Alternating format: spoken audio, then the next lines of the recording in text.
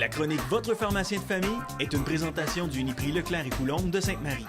Le temps des fêtes est enfin terminé et pour mon estomac, je vous dirais que c'est une bonne chose. Isabelle Leclerc qui est avec moi. Salut Isabelle. Oui, salut Sylvain. Tu nous parles de brûlement d'estomac aujourd'hui. Ben oui, n'est-ce pas le bon moment pour parler de ça? Après le temps des fêtes, tout ce qu'on a mangé, tous les excès qu'on a fait, notre estomac, il s'arroche un petit peu. En tout cas, je sais pas pour toi, mais le mien était tanné de manger de la tourtière. Oui, en effet. Puis il devait avoir des brûlements et des reflux qui apparaissaient. Hein? Ouais, Ça fait partie un ouais, petit peu de l'après-temps des fêtes. Donc, on va regarder ça aujourd'hui. Comment traiter, comment soulager ça, les causes, pourquoi on a ces brûlements-là. En tant que tel, dans le fond, c'est un mot qui est très populaire chez les gens. Il y a presque une personne sur trois qui va souffrir de ça dans sa vie. Donc, toi, moi, on en a déjà souffert, puis on risque d'en souffrir encore. Quand c'est nos premiers brûlements d'estomac, puis on sait pas que c'est ça, là, c'est incroyable comment ça fait mal, là, ça prend, puis tu sais pas d'où ça vient. Tu as l'impression des fois que c'est le cœur qui a un problème, mais c'est vraiment l'estomac qui... En effet, dans le fond, les symptômes de base pour des brûlures ou des brûlements d'estomac, on va sentir une pression au niveau de l'estomac. On peut sentir des brûlements, ça chauffe, on a de la difficulté à manger, on peut avoir mal au cœur. C'est comme tous des symptômes qui peuvent apparaître. Fait que ça, c'est plus la brûlure d'estomac. Puis on va retrouver aussi le reflux d'estomac. Donc, quand on sent qu'il y a de l'acidité qui remonte, qu'on a un goût bizarre dans la bouche, puis que ça n'arrête pas de remonter, ça, on appelle plus ça un reflux. Et c'est toutes des choses qui peuvent arriver au niveau de l'estomac. Il y a bien d'autres choses aussi, des hernies, des bactéries au niveau de l'estomac. Fait que l'estomac, là, ça peut nous apporter beaucoup de problèmes. Première chose à faire quand on se rend compte qu'on a peut-être un brûlement d'estomac, qu'est-ce qu'on fait? Bien, première chose à faire, c'est de s'interroger qu'est-ce qui me cause ces maux d'estomac-là pour essayer d'éliminer les causes pour éviter que ça revienne toujours. Toi, quand tu as des brûlements d'estomac, c'est pourquoi? Ben, des fois, c'est en période de stress, mais souvent, j'ai remarqué que c'est à cause de mon alimentation. Ça arrivait comme... Souvent, ça arrivait un peu en même temps, là, mais en faisant attention à mon alimentation, automatiquement, ça a diminué. Là. En effet, l'alimentation y est pour beaucoup. C'est vraiment la cause majeure des brûlements d'estomac ou des reflux d'estomac. Tout ce qui est irritant, donc café, alcool, des choses qu'on abuse dans le temps des fêtes. Tout ce qui est aussi épicé, les tomates, les agrumes, ça peut causer des brûlements d'estomac. Tout ce qui est plus gras aussi, où on mange à des heures fixes, on mange avant d'aller se coucher. Juste le fait d'aller se mettre à l'horizontale tout de suite, ça peut créer un brûlement, un reflux. Donc oui, l'alimentation, vraiment super important. Le stress, comme tu en parlais, oui, ça peut causer des brûlements d'estomac, des reflux d'estomac aussi. En aurais-tu d'autres? As-tu d'autres idées? Non. Bien, l'activité physique. Et ça m'est arrivé quand je recommence le jogging au printemps. Des fois, ça arrive. Je sais pas si c'est le trop d'air qui rentre dans l'estomac, je sais pas. Mais j'ai l'impression que les premiers entraînements, on dirait que ça cause des brûlements d'estomac. Ça peut arriver. Ça peut arriver aussi par rapport à la digestion. On n'a pas assez bien digéré encore ce qu'on a mangé. On ne s'est pas habitué à recommencer à manger léger ou quoi que ce soit. Oui, l'exercice peut en être une cause. Aussi, on peut avoir la cigarette qui peut en être une cause et les médicaments. Donc, on a plusieurs médicaments qui peuvent être irritants. As-tu une idée de un en particulier? D'un médicament? Tylenol? Non, je sais pas. Ce genre aspirine? T'es pas loin. Au niveau du Advil, tout ce qui est anti-inflammatoire, tous les anti-inflammatoires peuvent irriter l'estomac. Donc, quand vous avez un anti-inflammatoire, on vous dit souvent de le prendre en mangeant. Super important parce que justement, ça peut apporter reflux, brûlement d'estomac. Donc, pas juste les anti-inflammatoires, vraiment beaucoup d'autres médicaments.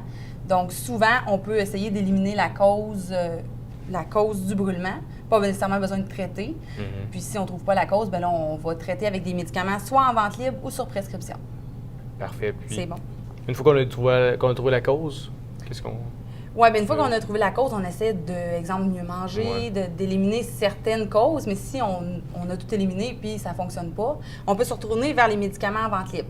En as-tu déjà essayé de cette catégorie-là? Oui, le Gaviscon.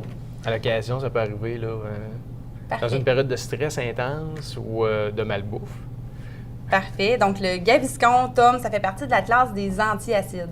Ce que ça va aider au reflux, à tamponner, à diminuer l'acidité au niveau de l'estomac pour éviter qu'il y ait un reflux ou un brûlement qui s'installe. Ça agit hyper rapidement, pas longtemps. Malheureusement, ça agit pas longtemps. Donc, c'est vraiment pour des brûlements occasionnels qu'on va l'utiliser. On a Gaviscon liquide ou comprimé. En tant que tel, c'est les mêmes ingrédients qui sont à l'intérieur. Moi, j'ai un petit faible pour le comprimé parce qu'on le fait mousser dans la bouche. On va avaler par la suite, puis ça va vraiment englober tout l'estomac et l'œsophage. Fait que ça va vraiment aider encore plus pour les reflux. Alors aussi, ce que je trouve intéressant, c'est que c'est facile à traîner. Oui. C'est discret, tu peux le laisser dans une poche. Tu sais que tu as une période où tu as beaucoup de brûlements d'estomac, ben, tu en laisses dans tes poches, puis tu en prends au besoin. Là. Parce qu'au liquide, ben Un peu dans moins une pratique. poche et ouais. Mais il ferait fait une petite affaire plus vite. Mais en tant que tel, Ah oui? le résultat global serait le même pour le comprimé ou le liquide, peu importe. OK. On peut se retourner aussi vers les Tums, Rolaids, ces choses-là. C'est du carbonate de calcium qui est à l'intérieur. Ça agit très rapidement encore là, ça agit à court terme, mais ça agit tellement rapidement et à court terme que ça peut créer une acidité rebond à la longue de l'utiliser. Donc l'acidité va toujours revenir, on n'aura pas le choix d'en prendre beaucoup. Donc c'est une moins bonne alternative dans ce cas-là. Isabelle, à partir de quel moment qu'on se dit, ben là, on a assez consommé puis ça règle pas le problème?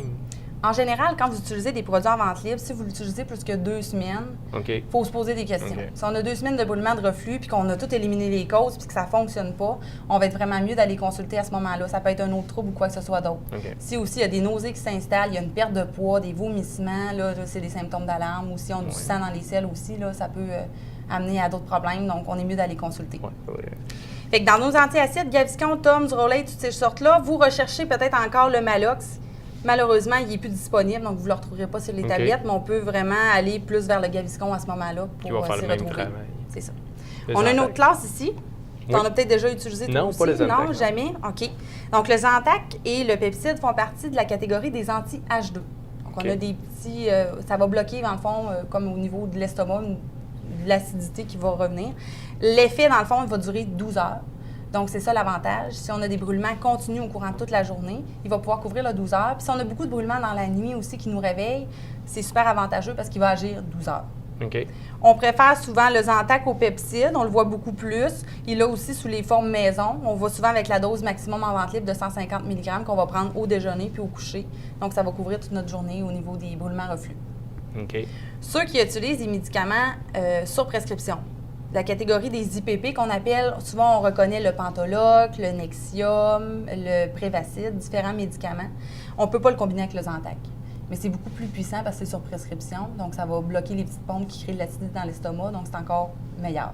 Mais quand on n'a pas de prescription, c'est un excellent dépanneur. Pepto-Bismol, qui est quand même assez connu aussi. Oui, on voit tellement d'annonces de ça. Hein, ça a tellement l'air attrayant. On a le goût d'y aller, mais c'est jamais notre préféré. Ça a On presque veut- de l'air bon. Oui, ça a vraiment de la bombe, mais nous, on l'aime pas. Non. Fait que toute cette catégorie-là, là, je vous dirais que je Non? la mettrais à part. Non, Ah ouais, on aime moins ça. OK. Oui, ça peut soulager plusieurs symptômes. Par contre, c'est à base d'aspirine. L'aspirine, Oh. à la base, peut être irritant vu que ça fait partie OK. des anti-inflammatoires. Ça rend la langue noire, les selles plus foncées. Ça peut camoufler des symptômes d'alarme que ça va moins bien au niveau de l'estomac. Donc, nous, on le recommande rarement. OK. À moins que la personne n'ait pas vraiment de problème de santé, on va le donner. Pour ce qui est des deux autres, Eno, Sel-Eno, très populaire chez les personnes un peu plus âgées, ils connaissaient ça. Sel-Eno, donc c'est du sodium, ça peut augmenter la pression. La OK. plupart des gens qui l'utilisent ont déjà une haute pression, donc ce ne serait pas un choix à privilégier. Ouais. Puis l'Alka-Seltzer, bien, même principe un peu que le Pepto-Bismol, il y a un peu d'aspirine dedans.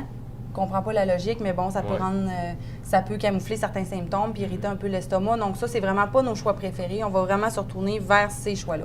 Parce que c'est des marques très connues, là. Ouais. C'est ça, il l'a toujours dans la marque maison Ah ou quoi ouais. que ce soit. Puis n'hésitez pas de venir consulter le pharmacien. On est habitué d'avoir des conseils là-dessus. On peut vous diriger, on peut même faire des recommandations à votre médecin pour des choses sur prescription si on voit que ça va vraiment pas. C'est sûr que si ça va vraiment pas, ça peut dégénérer vers d'autres choses, comme je disais, des hernies, des H. pylori aussi, qui est une bactérie au niveau de l'estomac. Donc, si vraiment on voit qu'il y a des symptômes d'alarme, comme on a discuté, important de consulter le médecin. Mhm. Très important. Ben, merci beaucoup, Yes. Isabelle. Ça me fait plaisir. Prochaine chronique, tu vas nous parler de quoi? Oui, bien, les prochaines chroniques vont vraiment s'aligner un petit peu avec les résolutions qu'on va s'être faites au mois de janvier. C'est souvent la grosse tendance. On se pose des résolutions, on veut perdre du poids, Ouais. on veut arrêter de fumer. Ça va être des conseils de base là-dessus là, qu'on va regarder dans les prochaines semaines. Bon, ben, je te remercie beaucoup. Ça me fait plaisir. Bonne journée. À toi aussi. La chronique Votre pharmacien de famille est une présentation du Uniprix Leclerc et Coulombe de Sainte-Marie.